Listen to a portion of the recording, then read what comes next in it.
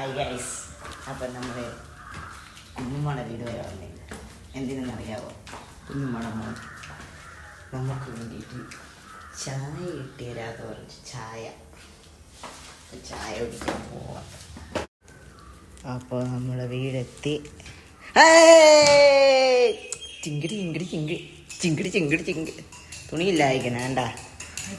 മുഹമ്മദ് നമുക്ക് ചായ ഇട്ട് തന്ന്, ചായ സെറ്റാക്കി തന്ന്. മീഡിയം കടുപ്പത്തിലൊരു ചായ അല്ലേ മുഹമ്മദേ?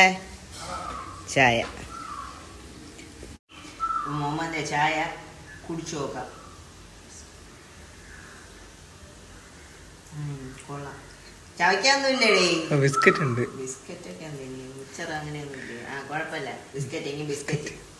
എടേ എടേ എടേ നമ്മുടെ മുഹമ്മദ് നമുക്ക് ഗുഡ്ഡയുടെ ഗുഡ്ഡയുടെ ഒരു ബിസ്ക്കറ്റൊക്കെ തന്ന് ഇങ്ങനെ പഴയ നൊസ്റ്റാൾജി ഇങ്ങനെ മുക്കുക, ഇങ്ങനെ കഴിക്കുക. ഗുഡ്ഡ കൊള്ളാം, അടിപൊളി.